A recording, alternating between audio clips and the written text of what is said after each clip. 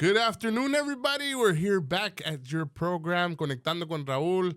Aquí estamos conectando con Raúl, connecting with Raúl. And this afternoon, we have an awesome guest I ran into in the field. You guys know me as a realtor, but I run into people all day long, and I love their stories, and I love what they have to offer for our community.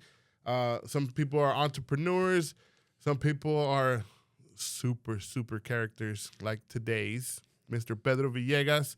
And I love it. I love being able to expose all their story and being able to have this program to be able to show you guys who I'm running into and what they have to offer. With no further ado, I'd like Mr. Pedro Villegas, ex-DA, ex-Attorney General's office, tell me. He has a book. A lot of He has a mini-series coming out. Come on. Yes. Thank you, Raul. Thank you for having me. Yeah. By the way, my name is Pedro Villegas. I came from Puerto Rico at 2 years old, and a lot of things happened from that age, actually, to New York City. And this is what happens when you get an opportunity and you work hard to do and get what you have to get out of poverty and so on and so forth. But again, I wrote a book. All right. It's called Loco in the Badlands, and it's a story about my life. Let me show Let me show that them. real quick. Let me show you guys this book, Loco in the Badlands. Go out and get it. Or give us a call. We can do a copy. Awesome. But when did you write this, Pedro? It's been out for a little bit now, quite a few years. But it got a lot of traction. Still getting a lot of traction. Yeah, I had signed with CBS to do a TV series on it. And unfortunately, COVID hit. And there was a stop and then a delay and so on and so forth. But just before that or right after that, we did do a documentary. You can look at it at locobl.com. There's a shortcut to it. And when it first came out, the documentary, it did 500,000 views in 1 week, wow. 20 million in a month. So it is a historic book. Yeah, it's quite a bit. At the beginning, I didn't understand what views were till later on I was told, like, that's my son actually told me. Yeah. Well, wow, that's pretty crazy. But the book's generally about what I did and my career as an undercover agent. It didn't start slow. It kind of escalated quickly. I'm going kind of quick. But no, you're good. You're good. Just give us a quick brief background. I'm gonna dig into it because I want to know a lot of the little sections. Sure you definitely did a huge sacrifice for our country. Yes, as the viewers will find out right now. Yes, correct. It was 10 years. Years. Well, to backtrack a little bit. Okay. I was, or I'll tell you a little bit of the highlights. The book has been out, like I said, for a little bit. There is a documentary. If you go to my website, Loco, LOCO, BL.com, it'll give you a little, how should I say, a little insight. Not quite everything, but again, in the bottom, there's two videos. The top one is who I am. I'm also CEO of my own company, Security. And you go to the second one, the video, that's the one that did 500,000 views in 500,000 views in 1 week and then 20 million in a month. And it was done by not CBS. CBS was the one that signed me to do the TV series, which unfortunately, because of COVID, delayed a little bit. And then, so the actual trailer, we call it now, which is in the bottom, that one's the one that did 20 million. That one was done by ABC. Okay. So it's two different TV stations. So I always joke with people, it's not a TikTok. So you're basically still under contract with CBS? No. Now I'm a free agent. Oh. So now I have like 50 people wanting to do the story, not just one. COVID but I basically just demolished like the whole idea. Like it's coming. It's coming. It's I didn't give the rights to anybody yet. But I am going to do a documentary, a full-length one. Okay. That's with, his name is Dan Quayle. He's also, used to be a newscaster for ABC in Philadelphia. Okay. And he's also Emmy winner.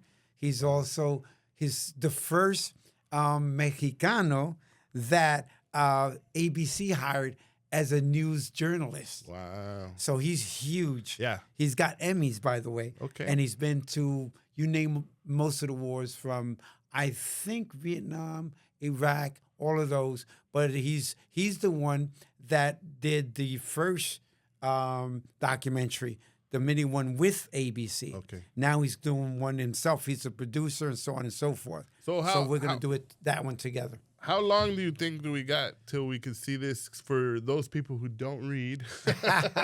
And the live action little mini series, or what are they going to do? How is that going to be? Well, hopefully not too long.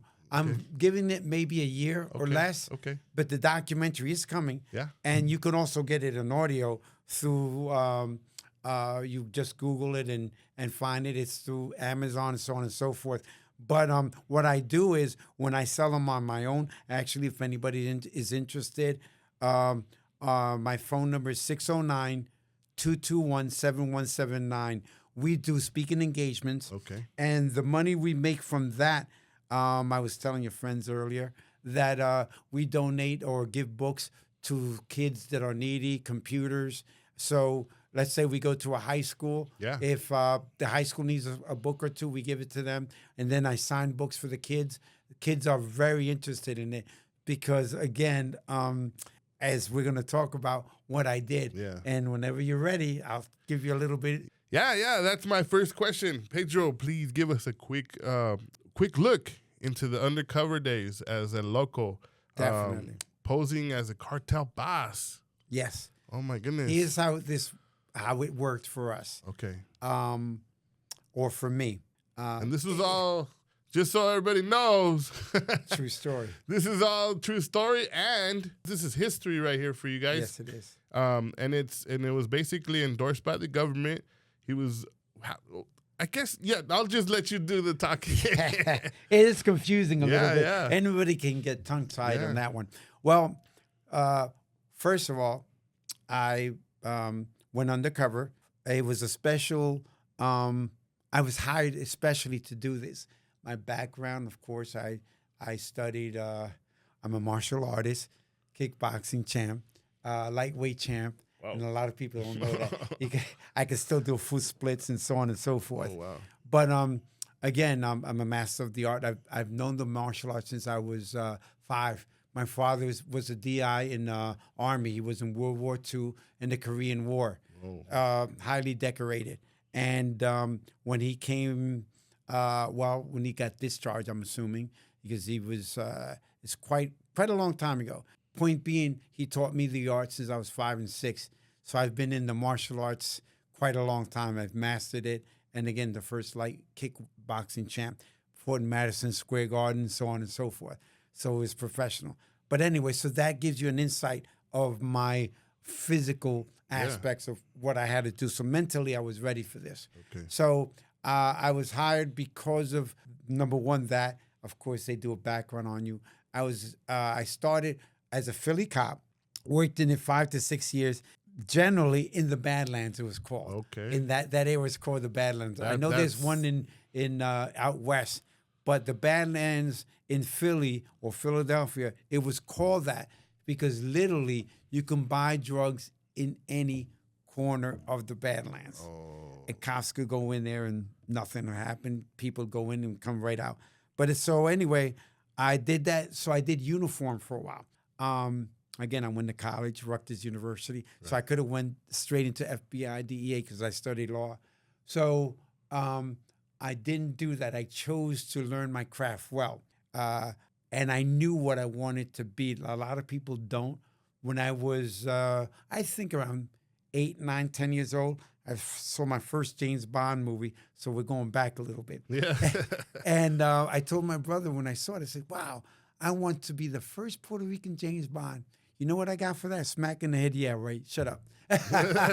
But, and people think, well, James Bond, oh, the girls, the money and all that.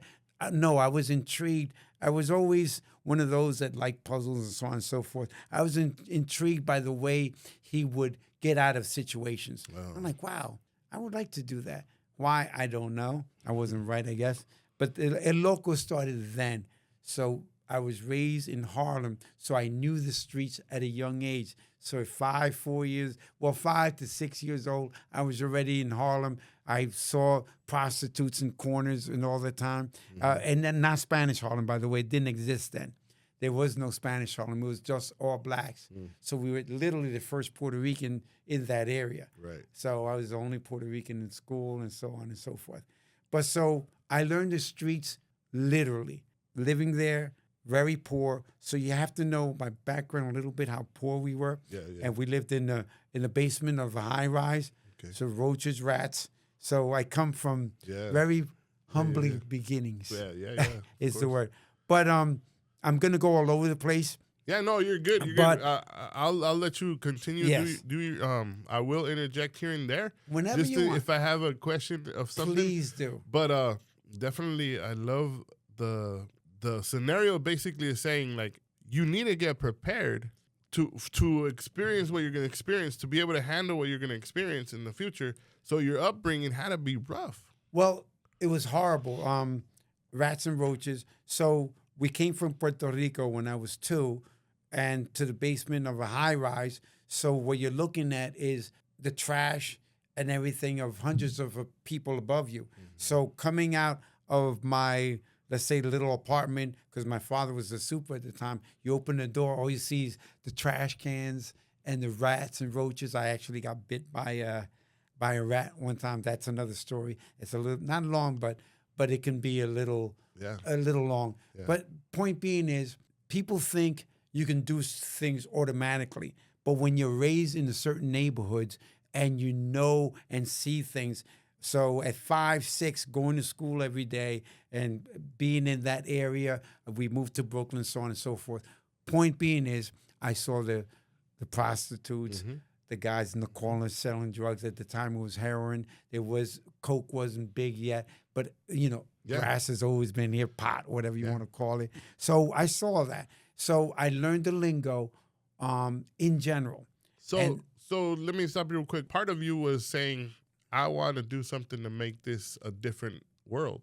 What happened was, as I'm growing up, I saw a lot of friends of mine getting into drugs and so on and so forth. But along the line, I told my father once, I said, I want to go to college. I one day want to be somebody. He says, well, you can do it 2 ways. He goes, first of all, the one way you're not going to do it is I can't pay for it. So you better get a scholarship or do something, because that's the only way you're getting it. So I got lucky and got a scholarship, 4-year ride playing basketball. But I was a martial arts expert already by the time I was 17, 18. At 19, I got the belt. But again, that didn't pay for much, just for me learning. But again, I was being, how should I say, I was born to be who I became and did not know it. So the streets, I learned very quickly, not because I wanted to. It just so happened. And the lingo, the people selling drugs, I can see it, and you learn. And then the education came later. So you combine that, and then you combine that with the fighting, which I love to fight. Why? Because I got picked on. I was the only Puerto Rican. Everybody was black. So they didn't know what a Puerto Rican was. How did you stay focused enough to go through the education if you're in the environment like that? Well, the martial arts. Okay. Being a martial artist, I learned how to meditate. Through my father, the household was almost like being in the army. He was a master sergeant. 2 wars, and a hero. He was a hero. He was a war hero. Fathers, take heed right there. It's on to your responsibility. Yes. No matter how the badland might be. That's right. It's your responsibility. You teach. To get them through it. And get your kid to be focused. Yes. So that lays the background of how and who I became. Yeah. As a child, fighting in the streets, and learned to like it because I like to fight, because my father taught me to fight. And because people picked on me, and then they found out not good. Let's say I had a fight with a kid. There was no martial arts school at that time yet. Right. So it didn't exist. Bruce Lee didn't come to be till later on. Okay. So I would fight and maybe have a fight with a kid. And he said, oh, you kick like a girl. I'm like, yeah, but who won? And that's always the point. How you win You know, in the streets, there is, as you already know, there's no rules on street fight. Yeah. And then, of course, I learned how to fight in the ring. But that cultivated whom I became. And who did I become? But again, and when I go to the high schools and junior high schools and the kids, oh, wow, there's a loco. You know, because when I go to the schools, the teachers tell them to do a background on me. So if you're interested in me, you can go to AI. So I don't lie, and AI doesn't lie now. Right. Before it'd be like, oh, it's a book. I'm like, oh, you can make that up. Well, I don't think AI lies. It's a computer that collects information, historic information. And this story is historic. Yeah. And now I'm going to get into the story of El Loco when you're ready. The first thing that I plugged in when I met you is an AI. Who's Pedro Villegas? Boom, boom, boom. And it just spat a bunch of information. Things. One of the biggest thing, obviously, is a $4 billion bust. Well, here's the way that worked. All right. My worth was $4.5 billion. Okay. So El Loco had jets, yachts, all those things that you dream of or think you want to dream about. Lamborghinis, you name it, I've had them all. And then, of course, homes and money. All right, back it up. We're getting too fast here. Real quick, before we get there. Yes, sir. You're still telling us about your upbringing, right? And your desires on how to get, initially you said, I'm going to be a cop or what? No. That worked. I wanted to be a lawyer first. Okay. And then I'm like, no, my first instinct as a kid was to be James Bond. And I'm like, nah, because I didn't like litigations as much as I liked getting the bad guys. There's two different ways of getting them, through litigations, of course, and through actually arresting them and getting them. My challenge was my mind, getting them that way, getting the big guys. I didn't want the little guys, like James Bond. So my point in all that is that it lured me into being an officer. And then, like, sad to say, most minorities, we get profiled. I got stopped enough. I got stopped by state trooper once in the middle of New Jersey Highway 95. Again, profiled. I was in a car going to school. Rutgers University is where I went. And I asked him, why did he stop me? He said, get out the car, which is what they normally do, sit down. And I said, hey, listen, I'm going to school. I'm trying to study law. I mean, I didn't do anything. And I did. Right. I wasn't even speeding. But profiling, that's what they did. Actually, in that state, in that side of New Jersey, true story, you can Google it or whatever. All those state troopers, and most of them got fired all the way up to the director because they were profiling. 99 or close to 90-something% of what they were doing was profiling.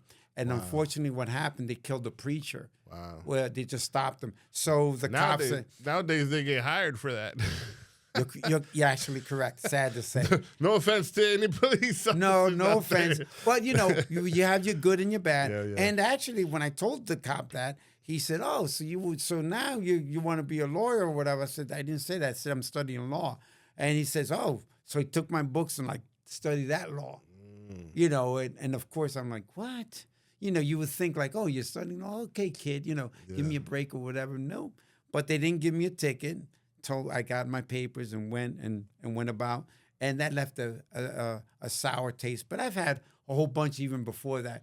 We'll do that another day because I'll be here saying stories about how much I was profiled. And if the story's not about that. But that's part of who you are and who you become and what you become. Right. You don't want to be that guy. Nope. You want to be the good cop, not the bad cop. Exactly. And there's plenty of those. Yep. There's a lot of bad apples. Okay.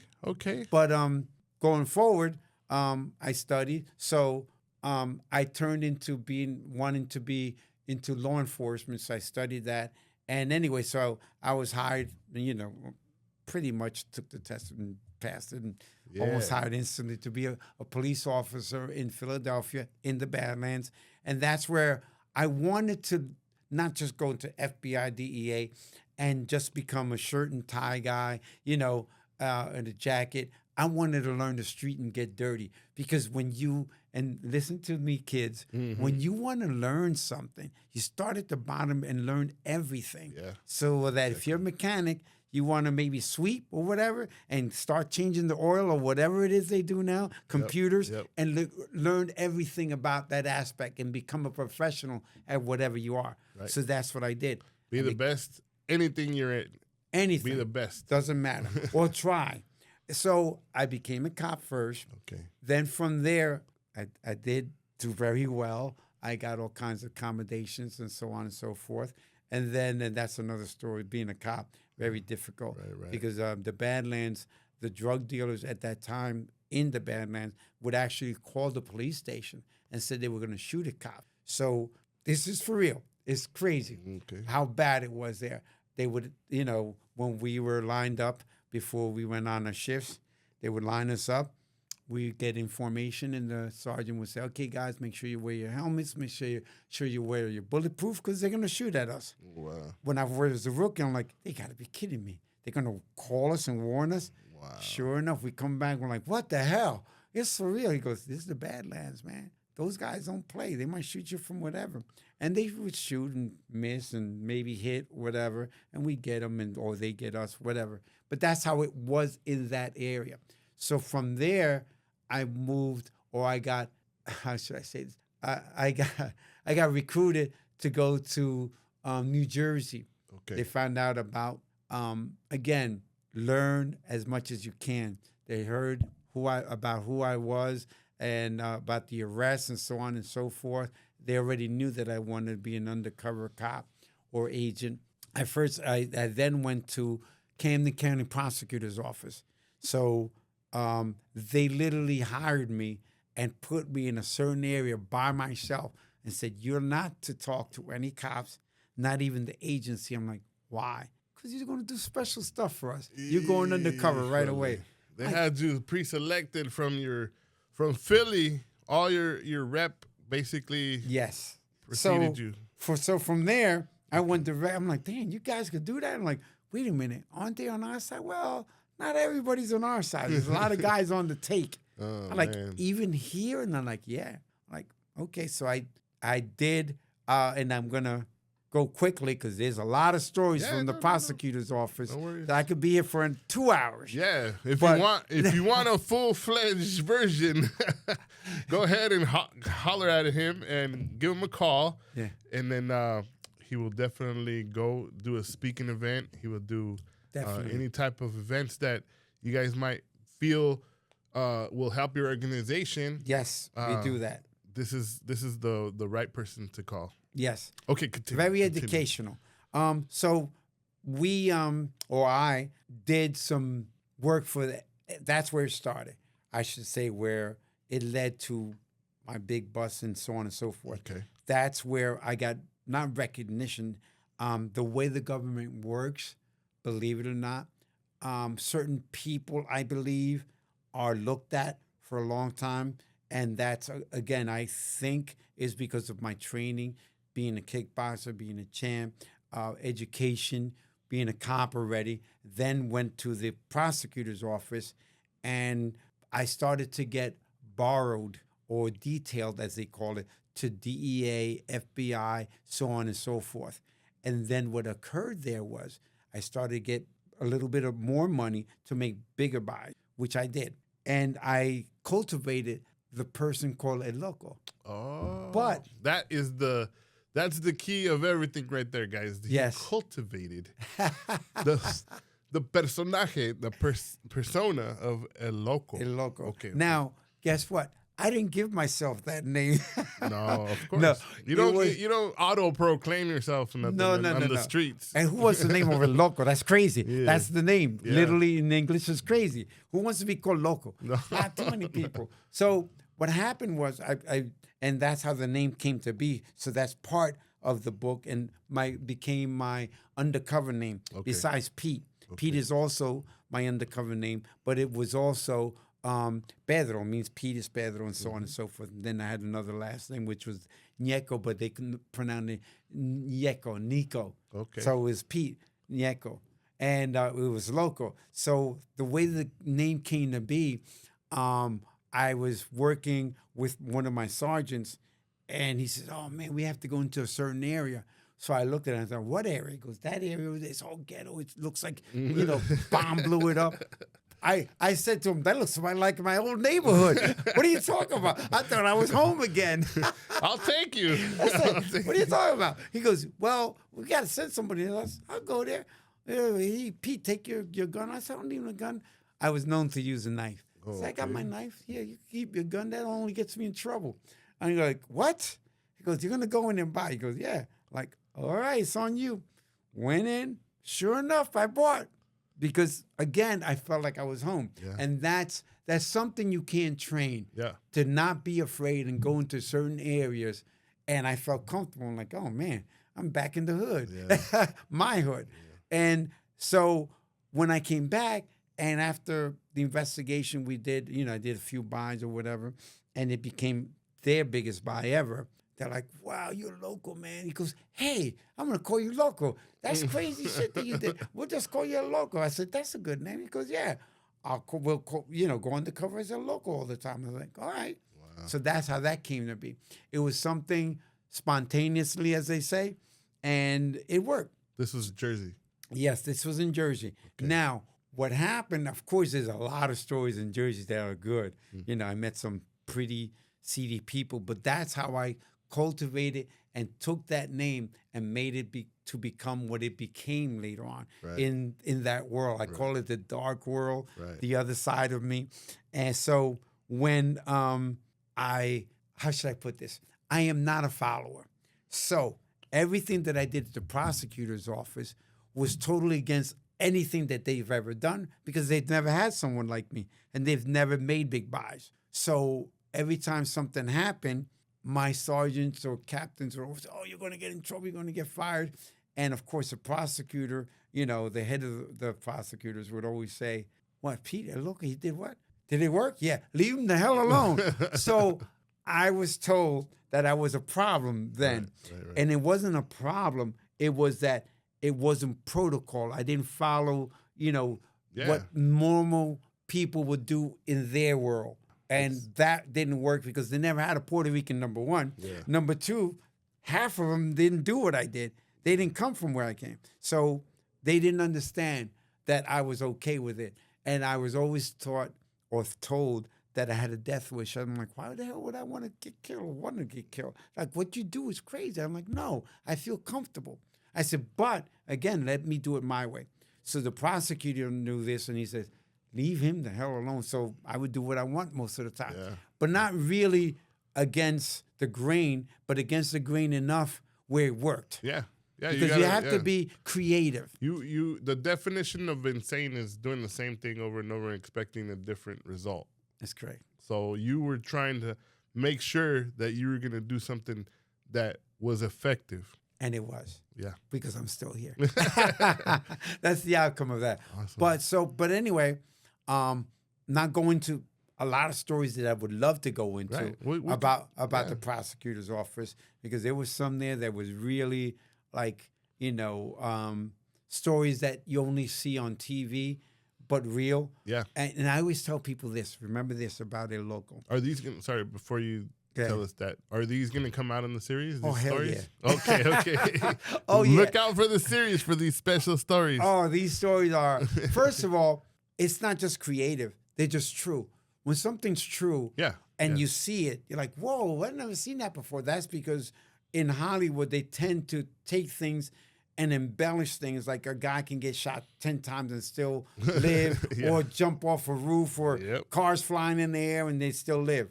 El Loco did not those things, but I did it to the best of reality because I'm still here. So what I want to say about that time in El Loco, is that that took me to another level. And again, like I just said a second ago or a few minutes ago, was that I tend to go against the grain. So I always thought that I was in trouble because, the guys the lieutenant sergeant, oh man, you're gonna get in trouble for that one.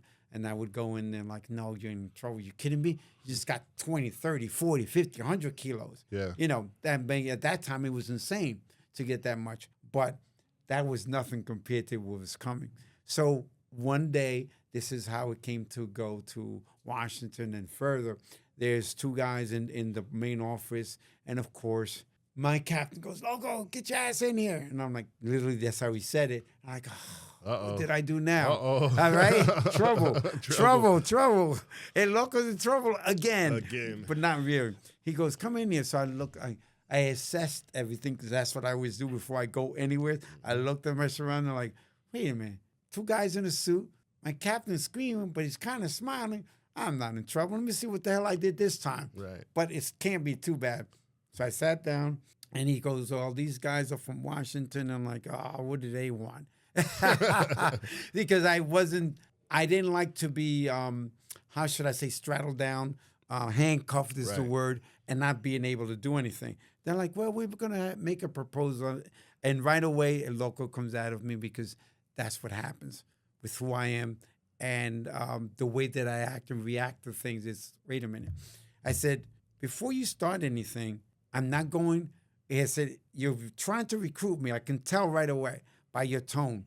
And I can tell from where you're dressed. And he said, Washington, you want something. Here's the way this works. I'm always giving the rules. I did it in Hollywood. All right. This is the way it works.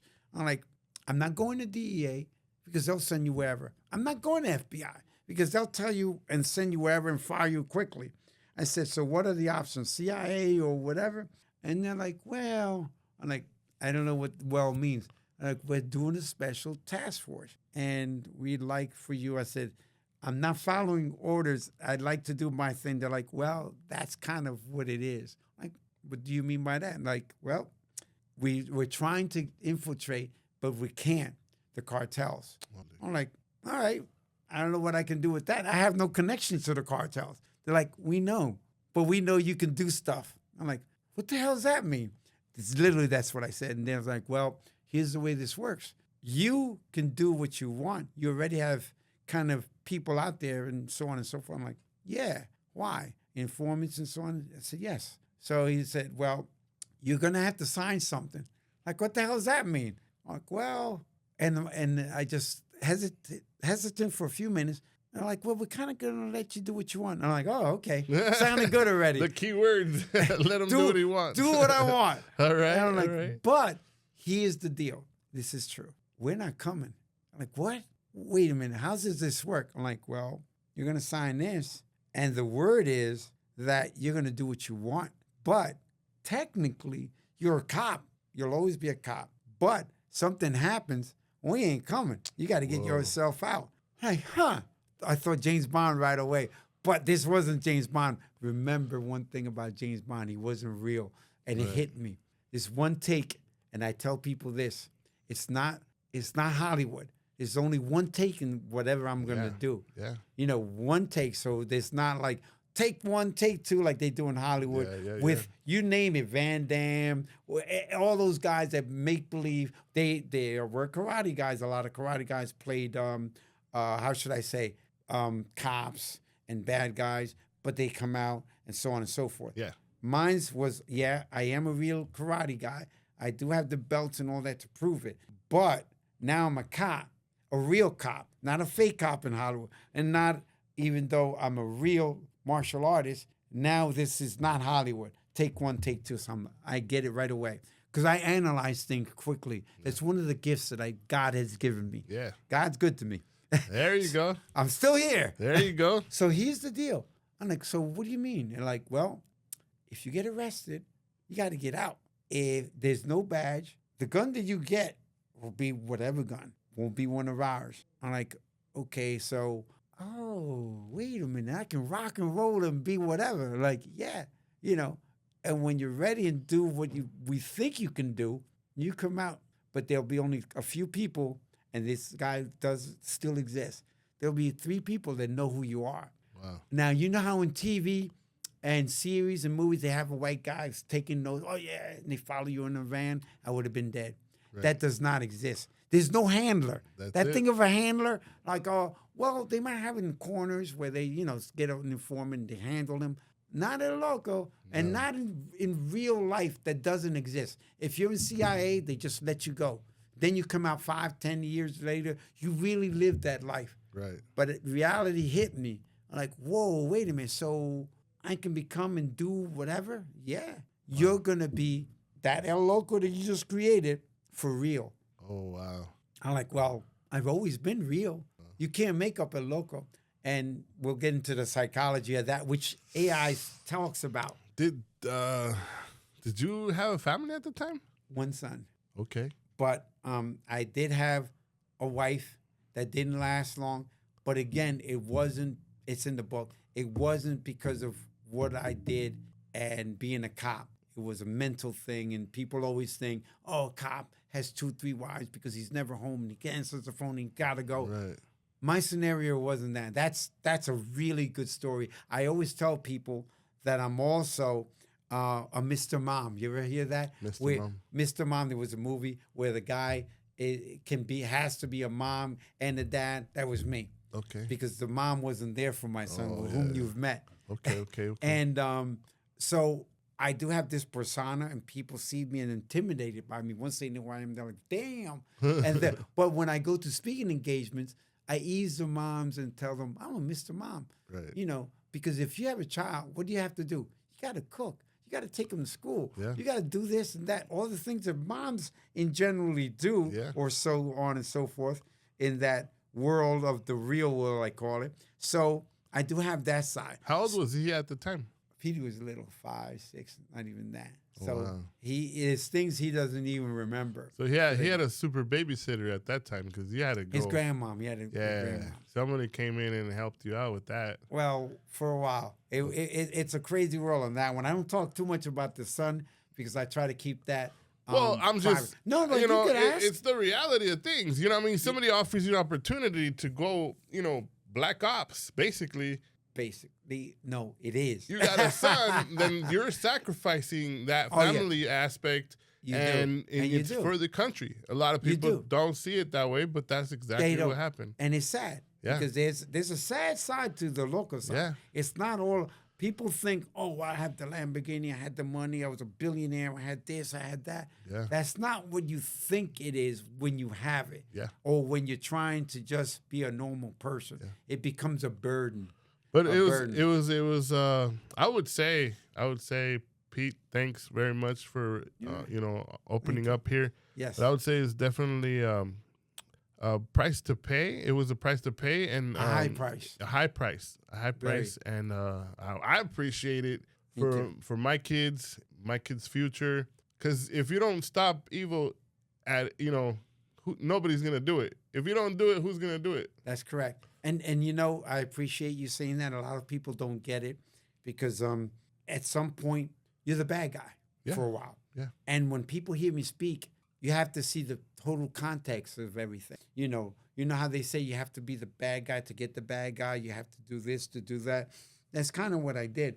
But it's real sad because it's a lonely thing, a lonely life. Mm. And now I'm going to get to El Loco. And here it comes. You ready? Yeah, I'm ready. Here it goes, my brother. You know some of it already. Adelante. Well, I looked at it and told them, okay, I'm in. Just let me be me. They're like, all right, there's only one person. You'll hear this name a lot. His name's Joe Peters, a friend of mine, who's out of the Attorney General's. Now, Joe Peters is also worked in the White House. Mm. He was... at the time, it was called the attorney. He was part of the Attorney General's, but he's also part of the drug czar. A drug czar at that time was the person that 2 presidents. So whether you're Democrat or Republican, you're gonna like this. It was under Bush and Bush and Clinton. Okay. And here's what happened: Bush started it. He got what's called a drug czar in his cabinet. Okay. The cabinet, this drug czar was to foresee CIA, FBI, DEA, anything to do with drugs. It was a time when, it was Reagan. Reagan started it. and then Bush, Clinton, and so on and so forth. Okay. But Reagan started with, you won't remember this, but Nancy Reagan did a commercial about your brain being in drugs and being fried. Right. Do you remember that Yeah, thing? I remember that. Well, that was part of when how should I say this? Kind of like a revolution of time when cocaine became big. Oh, okay. You know, that's when everything was coming through Florida, big time. Right. The cartels were big. Medellin, and so on and so forth. Right. All the cartels you can think of. There wasn't that many big ones yet in Mexico. Okay. You were talking about the cartels where they made everything and so on and so forth. Yeah. All in South America, Colombia, and a few other South American countries. So they were already starting the drug thing. It was in the 70s and 80s. So Florida became big. The cartels are the ones, or the drug dealers are the ones who built Florida. Mm-hmm. There's a TV series on that documentary. Yeah. It's called, I forget the name of it now. I can't think of the name, but you can Google it, how Florida became big and a resort. So here I am. Now they've given me like, you're out. Right. Go get them. Woo. And you ready? Yeah. Here's what happened. I start, getting some people together, all bad guys, of course. They only know me as a local. I get, not long after that, really quickly for some reason, here's how it starts. I get one of my informants. This is Loco, I need your help. He came out of nowhere, but I was using him here and there, but I knew he was still, dipping into whatever. He goes, I'm in trouble. You in trouble? What's the problem? He goes, well, the cartel's after me. I'm like, cartel? Who? A corner guy? He goes, hell no, they ain't big enough to get me. Like, who? He goes, well, Pablo. I said, Pablo Escobar, Medellin and all them? He goes, yeah, well, not really him, but his guys. Wow. Like, what do you mean? Well, here's the way the story gets crazy. You're ready for this, as you said. Yeah. He said, I killed a couple guys, stole some of their coke, sold it. I'm in debt. First of all, I killed some cartel guys. I took some of their coke. I was already wheeling and dealing with them. Now I'm in debt. Now they're after me. This was your informant? My main informant. I'm like, his name, we'll call him, in the book, his name's Gordo. Gordo. But he wasn't Gordo. Oh. They called him Flaco. He was skinny. Puerto Wow. Rican crazy guy. Wow. 6'2", 3", badass. But God don't play. He sends and lets happen whatever needs to happen, because that was key, right? Go ahead. Here's how it starts. He says, I need you to help me. I'm like, what do you need? I'm like, they're going to kill me. He said, I'll tell you what I'll do. Tell them not to do anything to you, and tell them I can facilitate all the coke and whatever the hell they want coming into the U.S. He goes, what? He goes, can you do that? He goes, we don't do big stuff. I'm like, we will now. Tell him that. Wow. See what happens. He goes, all right.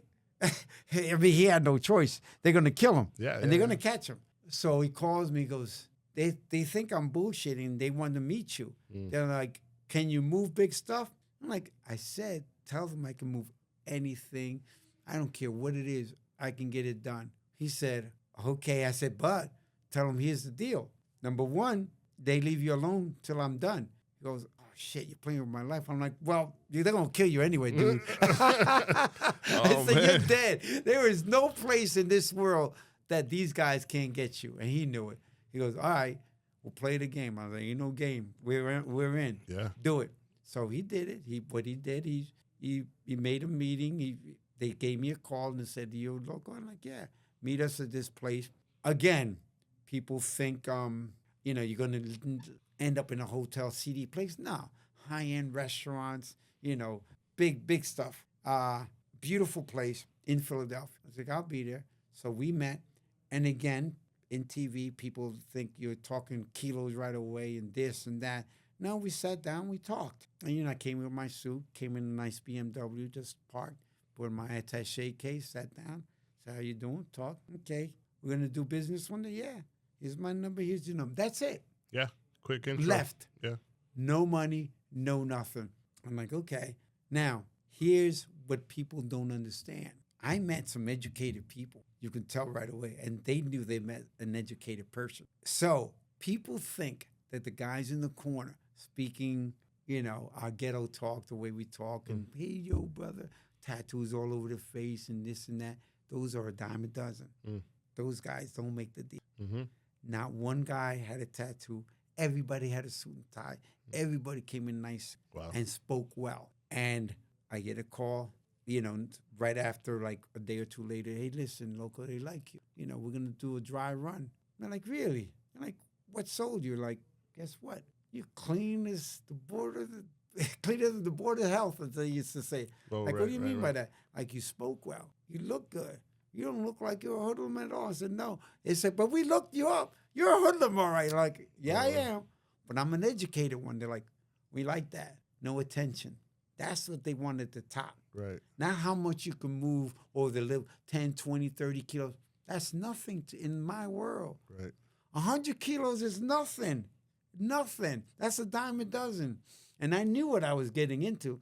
I'm like, all right, how much you want? 1,000 keys. Okay, I got you. When? Where? Done. Got it done. Loco got it done. There was a port back in, all I told them was, here's a selling point. Selling point was, in our conversations that came about here and there, how much do you lose? You lose a lot of percentage, don't you, through Florida? They're like, yeah. Why? Like, I got a new route. Really? Like, yeah. All the way far from Philly. Up 95. 95 is, cuts all the way through from Philly, the whole East Coast it does. Actually, it comes out here and turns into what I think a 10. So I'm like, wow. So you got your own port? I'm like, my own port? Like, no way. Like, what do you want to send? And that's how I started bringing in stuff. I said, wait a minute. You got your first run, right? Yeah. I got my money, yeah. All right. Here's what I want. I want the whole East Coast. They're like, what? I said, you want to keep this going? Wow. How much is the East Coast? I'm at, 17, 16 states, more or less. That's my territory now. Wow. We're going to keep doing this. I don't want corners. I don't want one state. I want the whole East Coast. It's yours. Nobody will mess with it.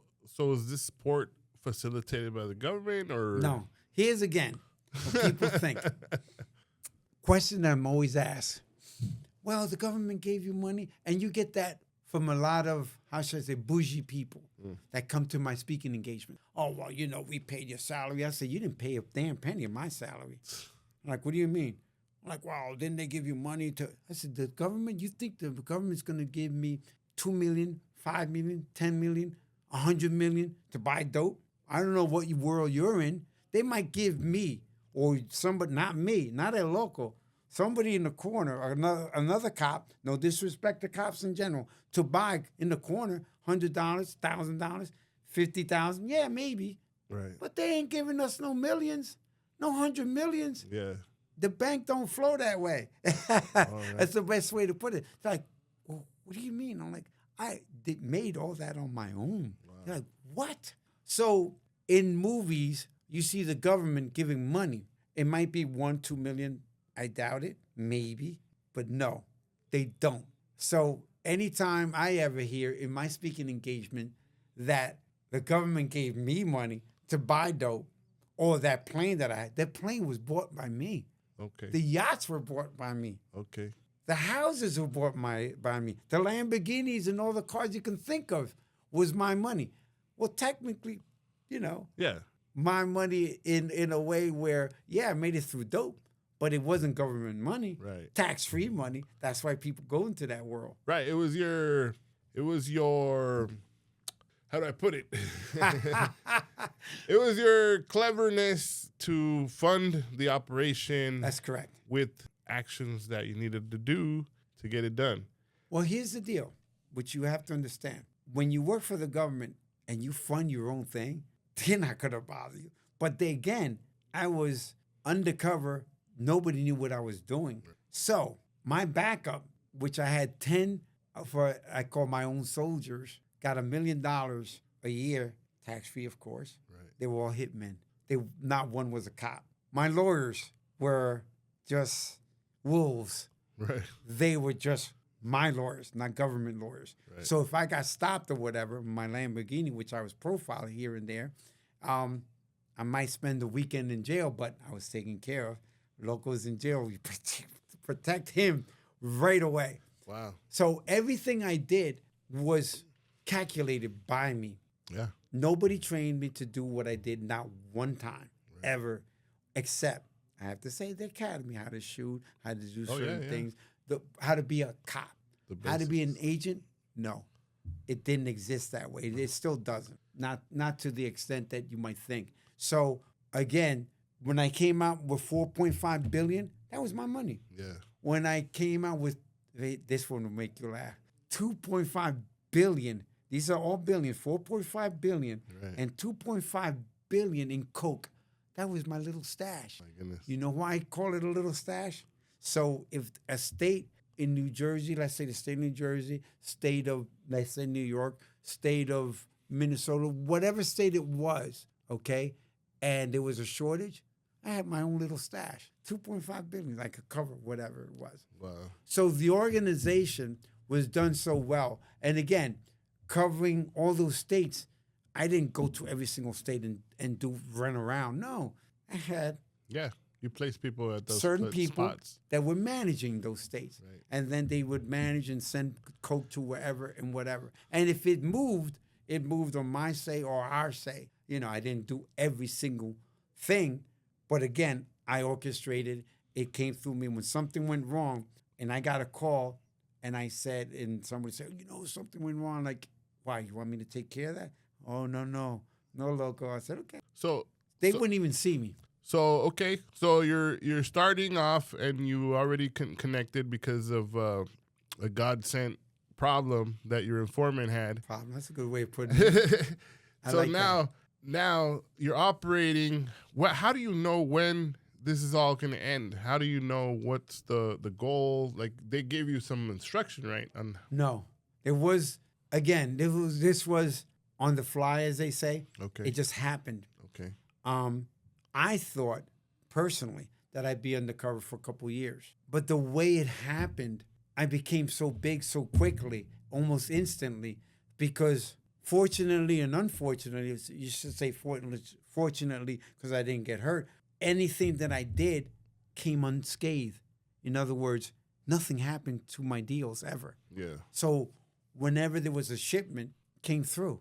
Everything came through almost all the time. Not almost, every time. So when you have something working like that, no matter what organization it is, they want to keep it going. Mm-hmm. Not only do they want to keep it going, they've been shocked how good it's going that we want to go through El Loco because, you know, he's almost unscathed and everything goes well and nobody gets arrested and our shipments go through. Now, we're not saying that in the street something didn't happen. Yes, stuff went down or whatever.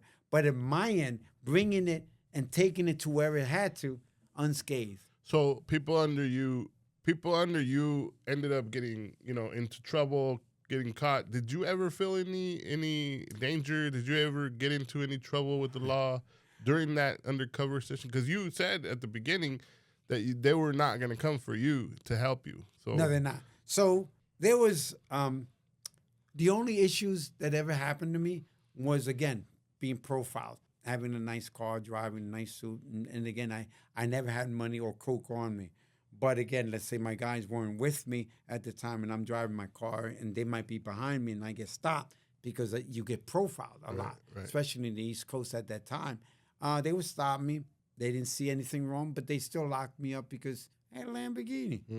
Say, you're a dope dealer, really? Okay, find the dope. Yep. Find the money. There is none. And then, of course, everything looked legit because everything that I had was kind of my ID was that person. Right. So they might lock me up for a night or two. If it was a weekend, you know how that works. You get locked up on a Friday, you're screwed. You're spending the weekend because there's no judges. That's how it works in the real world. So when that ever happened to me, which was rare, I try not to get locked up on the weekend, of course, for not doing anything. It was, I would call, say, yo, guys. Or my guys were seeing like, oh, what the hell? We don't know. There's going to be a little glitch this weekend. Loco is locked up. We got to get him out. They make a call right away. The lawyer come there. We'll get you out by Monday, whatever. You're going to have to deal with jail for a few days. Like, all right, just make sure, whatever. As soon as I went to wherever I went, there was always guys protecting me. Locals, yeah, local, I don't know, but they're paying money. You better make sure nothing happens to them, and that's what would happen. So you hung out with these very high profile characters and ended up pretty much rubbing elbows with some crazy people. Did you ever feel the temptation, the personal temptation of going into the life? Staying there? Yeah, something like some type of pull from being tempted into that life and doing actual things. I mean, I know you were doing actual things, but I'm saying like, Well, I was a bad guy for 10 years. Yeah. Simple as that. I was El Loco for 10 years, and I tried to explain that to people. People were coming at me, and it didn't go well for them because I'm still here. Point being is that once you're in it, the first year is like, wow, I can do this. I can do almost everything. And then after second, third year, you're like, oh, shoot, you know what? I can get killed at any time. Bullet can stop. I don't care who. I don't care if I have 10, 20 guys that could blow up my car or a few cars or whatever.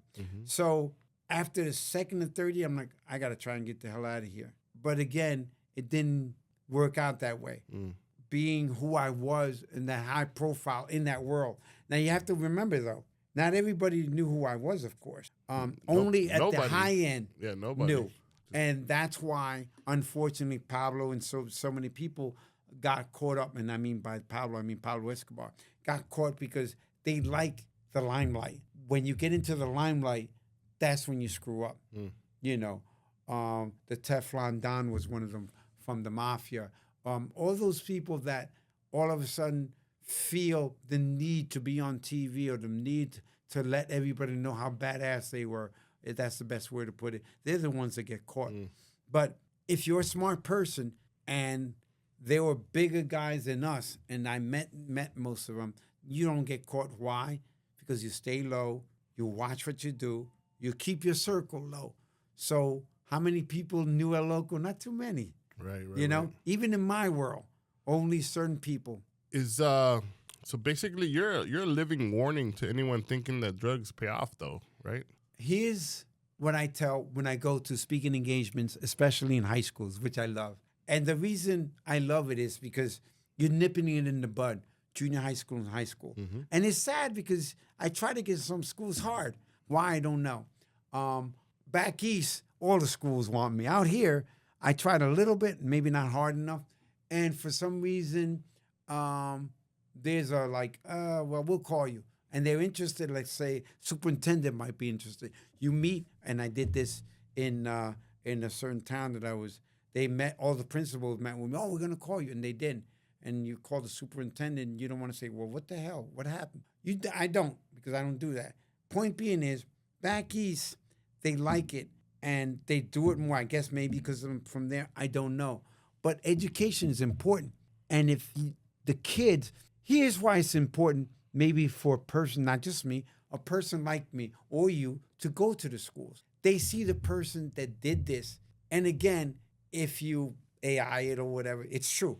It's historic. The book is in the Hall of Fame of Education. The book is already in a museum in New Jersey. So again, it's not like something thrown in whatever. I have stuff from the Senate, the Congress, all kinds of accolades that came later, of course. So when the kids see me and they can relate in a certain way if they're bad, even if they're not bad, because they're like, wow, that's a real guy. He really did do this. But in the beginning, they're relating to me as El Loco. But then when I come in as an educator, it's like, whoa, wait a minute, because I'm educating them. Why not to do this? Right. And the first thing I say is, once you get in, you can't get out. I got out because I knew how to get out.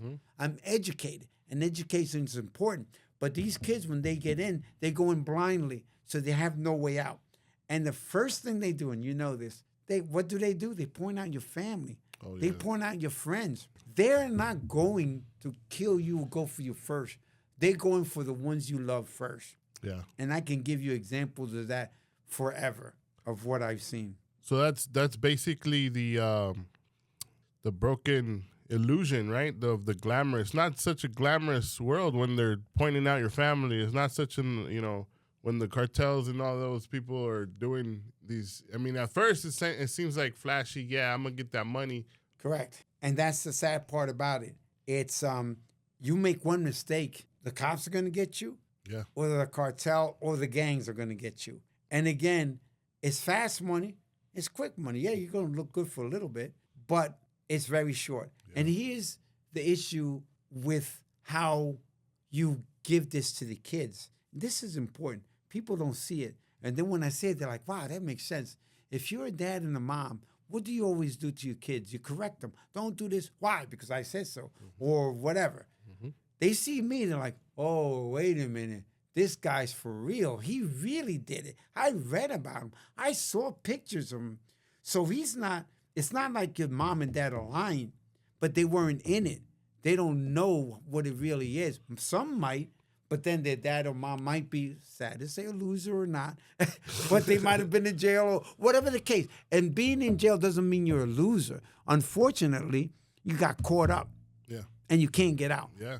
Now, doesn't mean I went to jail. I mean, yeah, again, under that persona, but yet, yeah, it was still jail. Yeah. No matter how you look at it, jail is jail. Yep. People are, well, it was fake. No. If something would have happened and I couldn't get out, I'd be in jail. Yeah.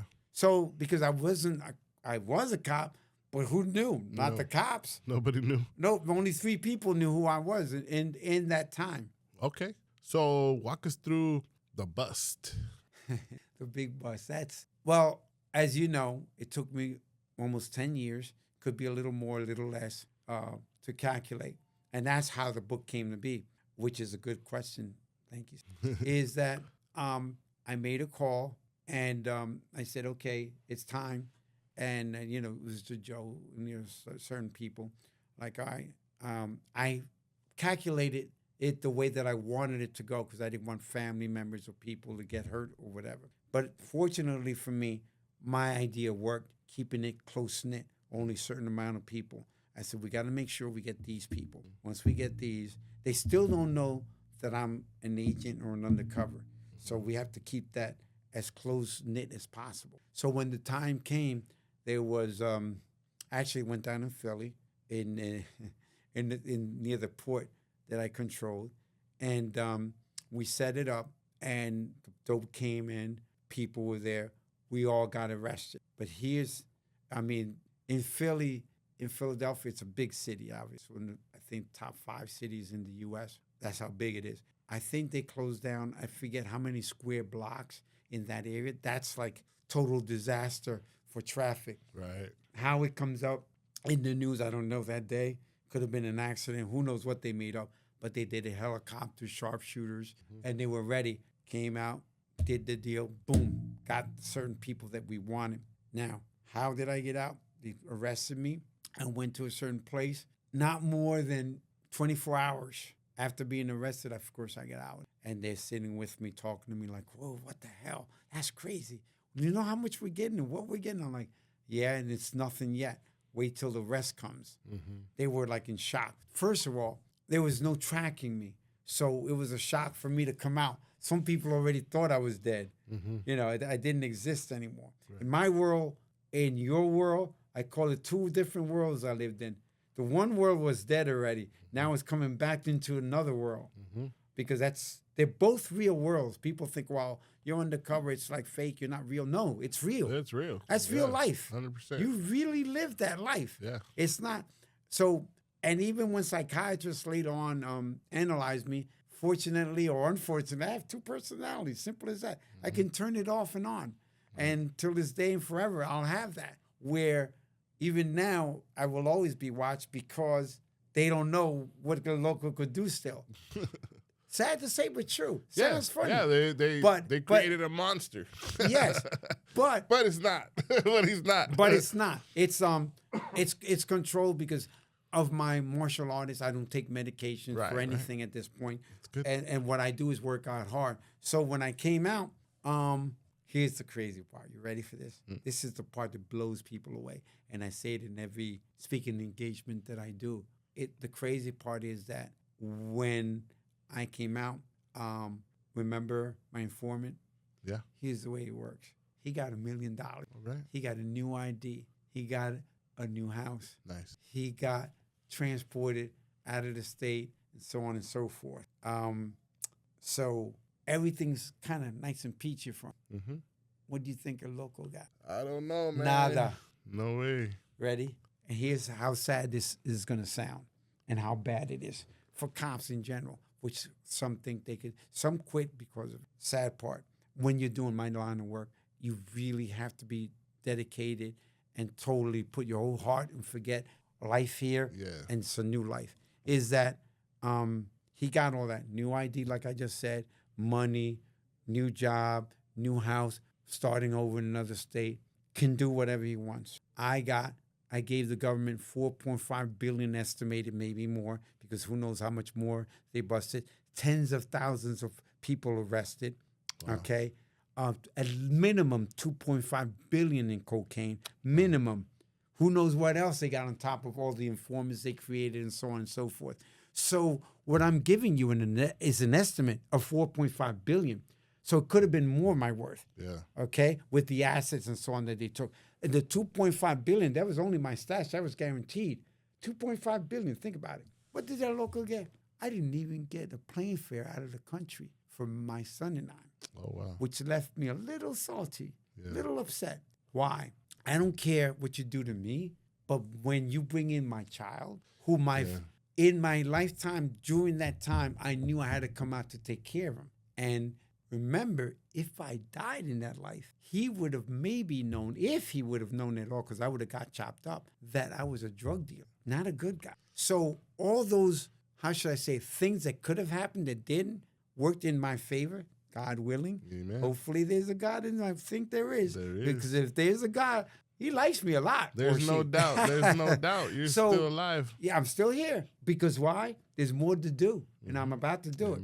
There's more to come, and all positive, to save more lives. Right. Kids, they have to listen. I have to get to these schools. I have to do, there's some other things for the cops that I want to do to protect them. Yeah. So here I go, and I come back, because I was away for almost 2.5 years. Boom, traveling. Where is it local? I'm still getting my check, of course. But the sad part is I have no life for a while. Yeah. Period. You're in limbo. So what happens to, because you mentioned to me you had mansions, you had Lamborghinis, you had all the government. All over the states. They all got it. They just the government got that. But the sad part is, the part that I just told you, is that when it comes to an agent, they don't do anything for you. Now, I'll tell you what the informant did. Here's the way it works. Think about it. He's an informant. What kind of job do you think he's going to get? And even if he did, do you think he likes it? And he's got $1 million, what do you think he's going to do? Go back into the life. There you go. Oh, and guess what? Now he has no competition. Now he has $1 million that the government gave him tax-free.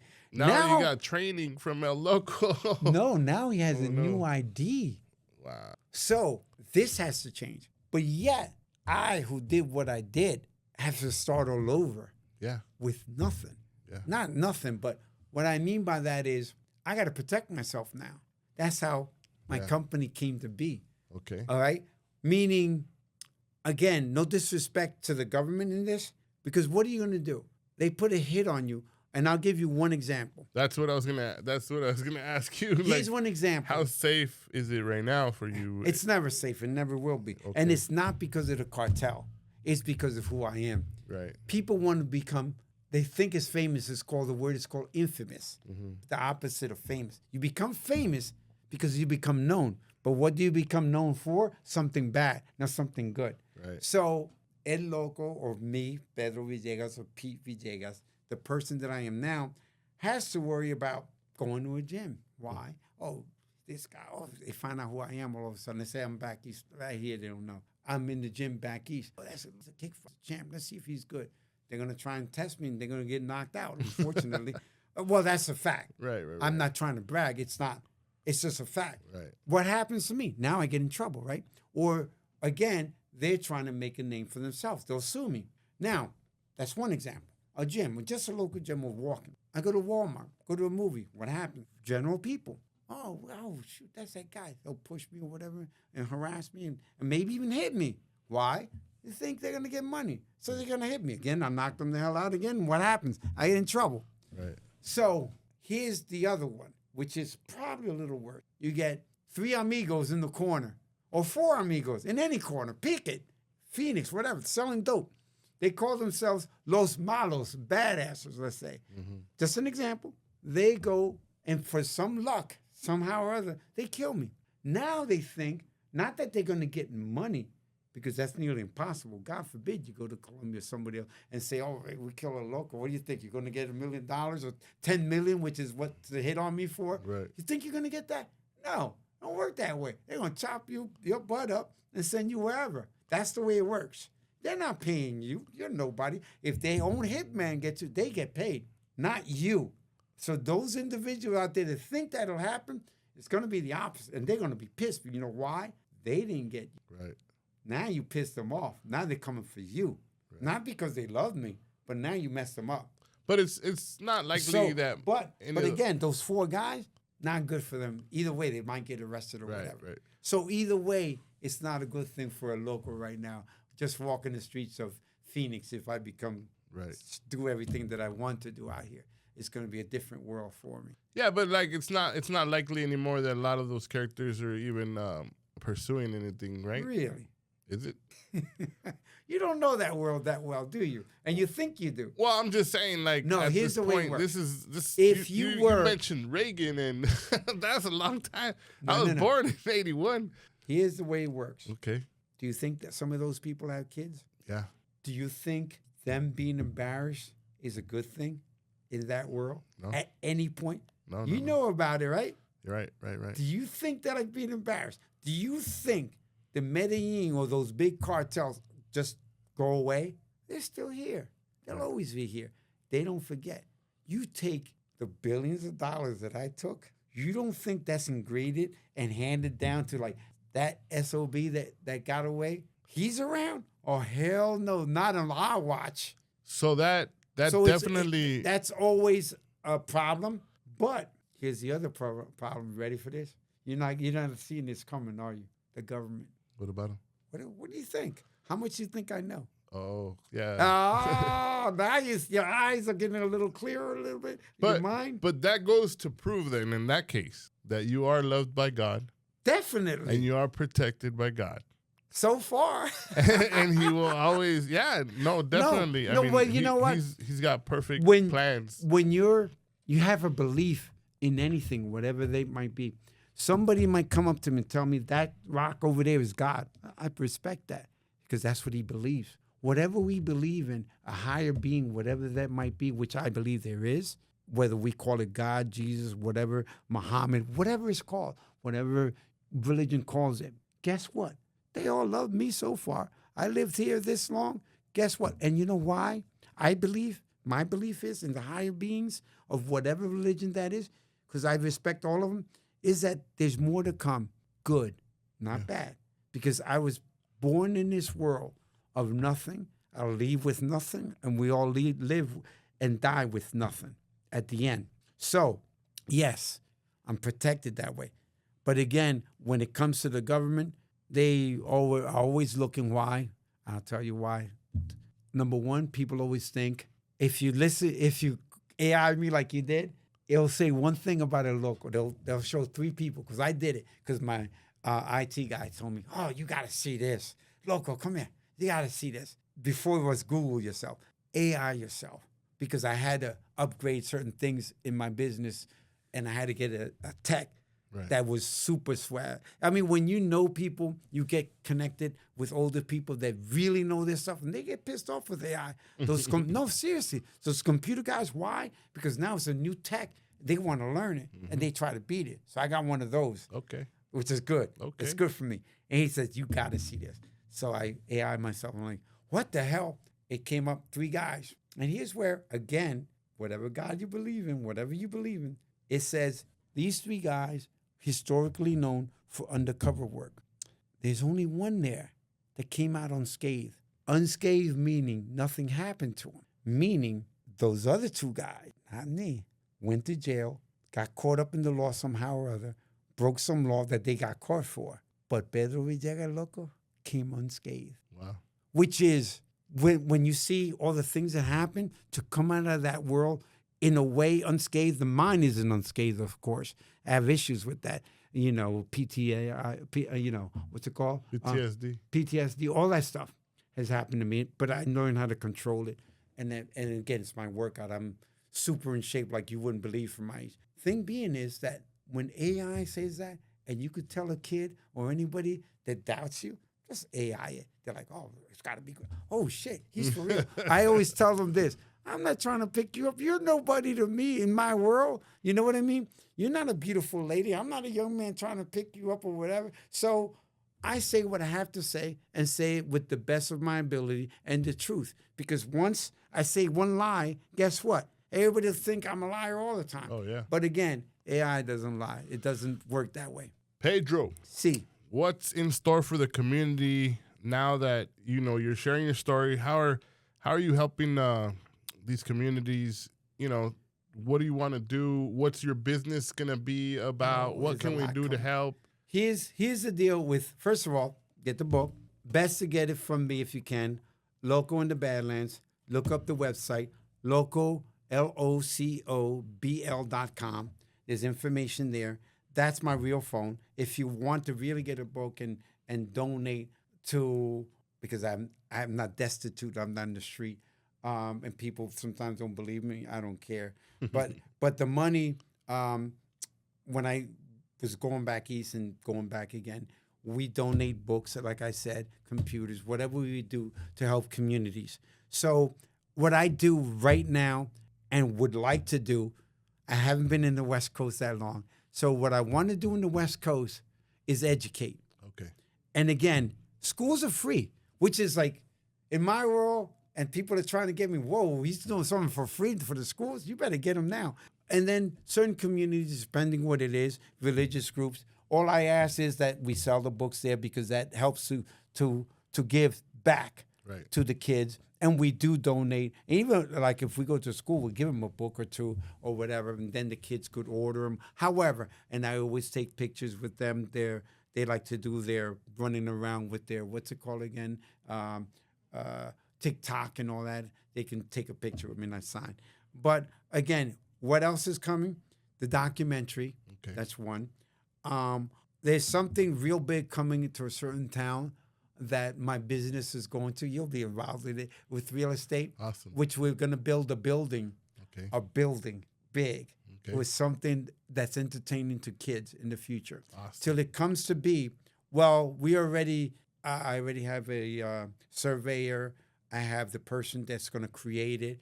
I'm the one that's putting it together. So there'll be offices and so on. But there's something great for kids, high schools, junior high schools, elementary schools, everything to do with this thing that we're doing. And I'm not saying it because I don't want anybody to get the idea and go to the area that I want. But you'll be involved getting us to land. Yeah. But the thing is that's coming. So if anybody wants, even, again, police departments. Yeah. They need to be educated nowadays in certain things. Okay. How to handle certain things, how to do certain things. Some things do not go old, which is buying, purchasing, the cocaine and other things. Now I know it's vaping and other things. I keep up to date with everything. Mm-hmm. Joe Peters, he's one of my partners, and he's a DA out in Pennsylvania in, I forget the county. But he's super famous, actually. He's one of the ones that was at the White House with those presidents. He's still around and willing to help. So we can get a big speaking engagement if somebody wants to do that. Yeah. I could get him flown out or whatever. There's a lot of things to do. The book, we're going to try and do another one. It's going to be hard, but it has to be. I want it to be 3. It's going to be difficult right now with all the things that I'm doing. But again, giving back to the community is my thing. I'm into, again, you didn't hear me curse, did you? No. Exactly. And you won't, because that's an educational thing, and that's what it's about. It's not about how bad you say something. It's what you take out of it. So what advice do you have for families, right, that to protect themselves, right? What practical steps do you recommend for families dealing with addicts from what you've seen to protect themselves from drugs wrecking their homes, Well, it's parenting. Okay. Parenting has gone out the window. You have to be a little stronger with kids. The things that they do now, it's kind of like lame. unfortunately, but true. Mm-hmm. You know, they're too soft on their kids. I don't mean beating them up and so on and so forth. What I mean by that is you have to be more vigilant and take responsibility. Right. Meaning, if there's something on TV that's bad, or other kids that they're hanging out with, no, you're not. Can you say no? Yeah. Parents nowadays are trying to be the kids' friends. You're not their friend. You're their parent. At some point, they're going to thank you for it. And again, you have to be vigilant with all this social media stuff. My worst thing about social media is, sad to say, but true, when a kid can kill themselves with nobody hurting them because somebody bullied them on Instagram or whatever is out there. Mm-hmm. Really? Mm-hmm. In my day, we really got beat up. Yeah, it was physical. It's mental thing. Yeah, people are going to say, oh, they're going to, hey, listen, they're going to be all over me for that one, but it's true. Okay, it's a mental thing. Then help them. Yeah. You don't wait till the last minute. Oh, well, we didn't know. Yeah, really? You didn't know that all this stuff is going in social media? You don't actually take their phones away? You don't do what you're supposed to do? You're not a good parent. You're not their friend. Yeah, it's hard. It's hard. It is hard, but you have to be more vigilant. Okay. And the drugs, my brother, drugs will always be here. You know why? I'll tell you why. Society. They like to get high. They like to do this. You know what was the pinnacle of my year every year or in that world? And you know this. Mother's Day, Father's Day, Christmas. You name the holiday. What do people do? Get drunk, get high, and do whatever. Yeah. And what do they look for? Drugs. Yeah. So that's the sad part. It's society itself wanting that. How do you stop it? You can't. Sad to say. You can curtail it, but you can't stop it. Can you share again your phone number and any contact information anybody could have as far as anybody who would like to book Mr. Villegas for their organization? Schools, he said schools are free. So Definitely. Anybody listening involved with the school, you could definitely have Mr. Villegas there at your school, talking to the kids, pastors, anybody, any organization, police departments, anybody who hears this podcast, how can they get a hold of you? Again, it's Loco, LOCOBL.com. That's the website. Now, when you leave a message, I get many scams. You have to be precise. Leave your name, your contact. I'll get back to you. Now, I am getting busy. If you wait too long, I have the project, which you're going to be involved in at some point. All right. Once I get super busy, unfortunately, you can't get me anymore. Right. And then it'll be priceless. Right. Like literally, you just can't book me. But once our facility comes up, it still won't be easy, but I'm going to do my best for certain people, friends, charities, and certain things that, again, I have to pay certain people. So we have to get some type of fund. So through the book or whatever we arrange, I make it easy and feasible, for people. It's not like I'm trying to be rich with anything. No. I'm already rich right here. Gotta be and practical. Rich, and I'm rich in life. Yeah. I'm still here. Okay, awesome. Any last message that you'd like to add into this podcast Yes. for us? My thing is, please be careful out there. When you're on your, how should I say, your social media things, please be careful. Be safe. And always, again, be careful with the law itself. It's a little crazy out there right now, sad to say. So us minorities, make sure you have your ID. Yeah. Make sure you take care of yourself. Yeah. And, sad to say, we will always be profiled. Yeah. Whoever thinks they're not is sad. And remember this one thing. Be proud of who you are. Yeah. Always. Be happy of your culture. Remember, when you deny you deny your whole culture, your mother, your father, your ancestors. I mean, you come from Aztecs. They're badasses. But again, always remember who you are. Yeah. Don't fake and try to be somebody that you're not. Yep. And when it comes to voting or whatever the thing might be, I don't get into politics. Vote for who you like, but we have to keep things, a little bit more calmer at this time and age. Yeah. That's what I hope for, and that's the message that I'm always going to give. And when I do give speaking engagements, I do keep, like I did just now, politics out of it, and religion out of it, because that'll get you in trouble. Both. Yeah. Okay. Well, thank you very, very much You're welcome. for coming on to Conectando con Raul, connecting with Raul. Pleasure. And hope to see you at a lot of these events. I would love to be part of your project. And anybody out there thinking of doing something as far as real estate, remember, I sell homes. I invest in real estate. I help people buy. And I expose people's endeavors. And I love to communicate. So here we go. Let's thank you very much. Gracias, mi hermano. We're signing off. Thank you. Thank you.